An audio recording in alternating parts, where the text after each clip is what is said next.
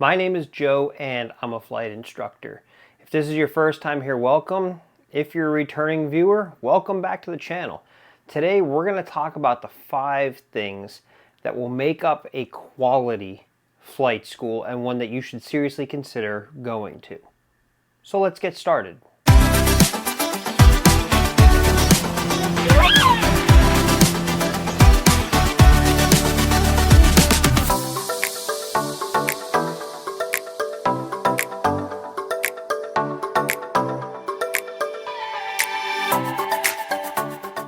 So again, today we're going to talk about the 5 qualities I have found that would make a flight school great, and definitely one that you should pick when you're conducting your search for a flight school to go to. And the very first one is going to be an involved owner, not a corporation. You don't want to go to a school that is owned by some corporation where you're not going to get to see the person every day.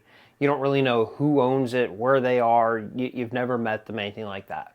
You want to go to a school where the owner is there every day. They're directly involved. They know who you are. They know what you're working on. They can help along the way. They have their hands kind of in everything. An active, engaged owner is going to be a good thing for you in your flight training because most of the time, they're going to have an aviation background. They're going to have a good bit of experience that you can lean on. But also that is an active or an engaged owner is going to have their hands on all of the instructors that are in there too to make sure they're doing things the right way, teaching you the right way going through. Now, obviously, we can't lump everybody into the same. There's going to be good, there's going to be bad, but these items that we're going to talk about today are going to be for a majority of what you will come across. So even better if you have a owner that's an A&P mechanic that can work on their own planes. So you know that they're going to be fixed in-house and they're going to be fixed the right way because their name is on it at the end of the day. So you want to find a school, again, that has a very active and involved owner. The number 2 thing that you're going to want to look for to make sure that you are getting a good school, you're choosing a good school, is the chief pilot of the school. Does the school that you're looking at going to have a chief pilot that is 1,000 total hours, is a 20-something-year-old kid, and it might be their first job ever? Or do you think it might be better to go to the school where the chief pilot is, I don't know, in his 50s, has tens of thousands of hours, is still active in general aviation and still active with the flight instructors for recurring training and stuff like that?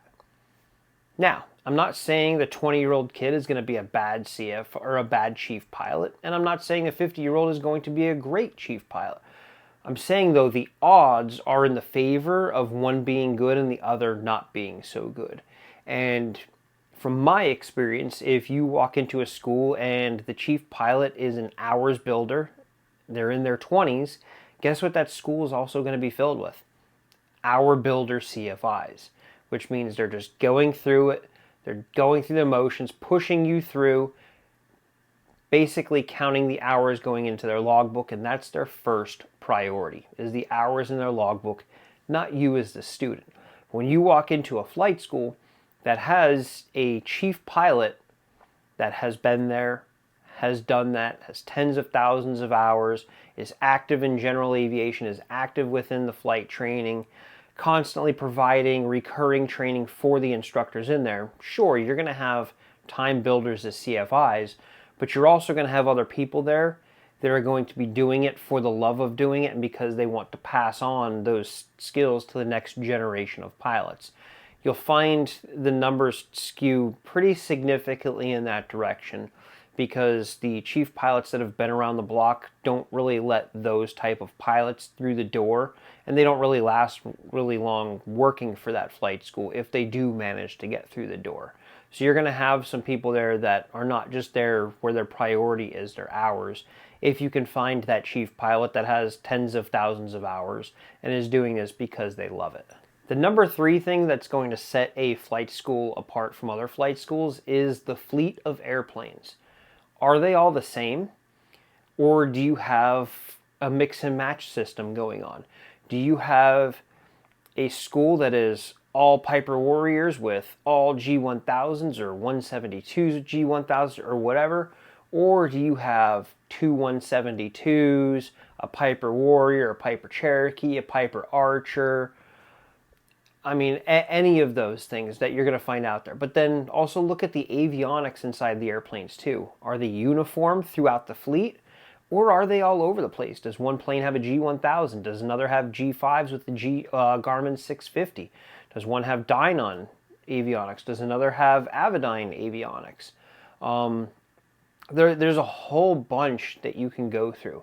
But what I have found is the schools that are serious about teaching you the right way to do things and getting you to where you want to go, they're going to have a uniform difference across their fleet. They're going to have pretty much the same avionics. Now, you might go into one that's a 6-pack steam gauge and then another that's some type of glass. You're going to see those. That's pretty normal to see. But when you get into the glass components, the glass avionics, are they the same or is every plane different?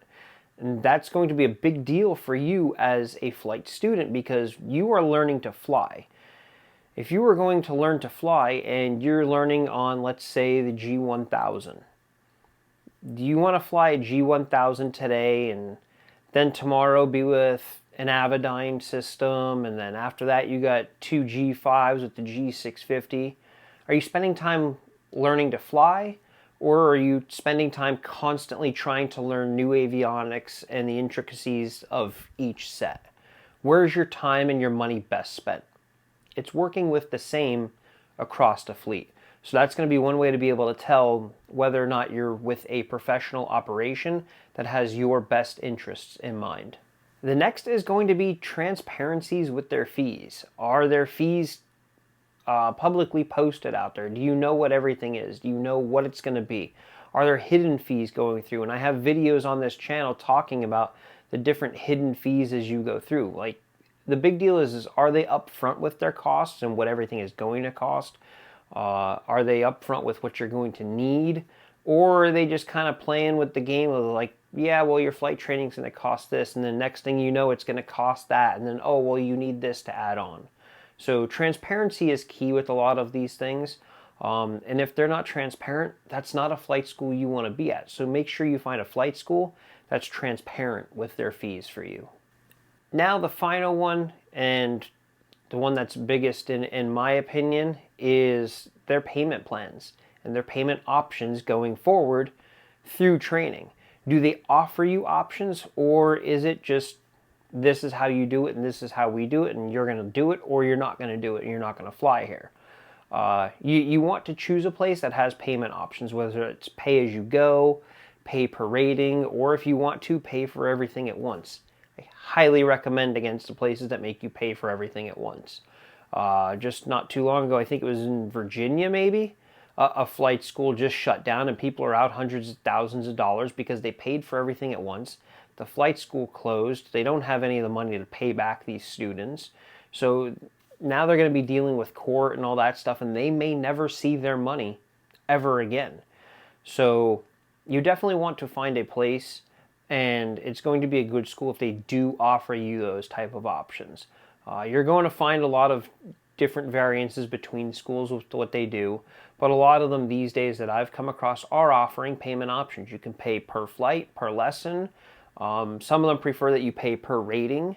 And the ones that are out there kind of saying, hey, you need to pay for all of your ratings up front, well, it's a risk. It's definitely a risk, and I would do my research on the school, and I would really look into their refund policies for any unspent money and what that looks like.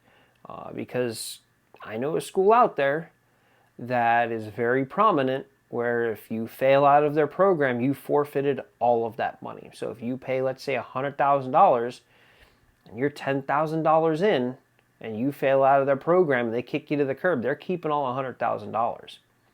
And it's in their contract. It's something you've agreed to when you signed on to go to their school. So again, a situation like that, where is their interest? Is it in making you the best, safest pilot possible? Or is it taking your money and their CFIs counting hours in their logbook? Where is that priority?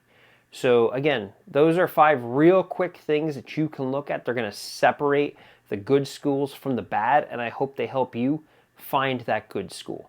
So if you enjoyed this video, check out this other one here on my channel, and I'll see you next time.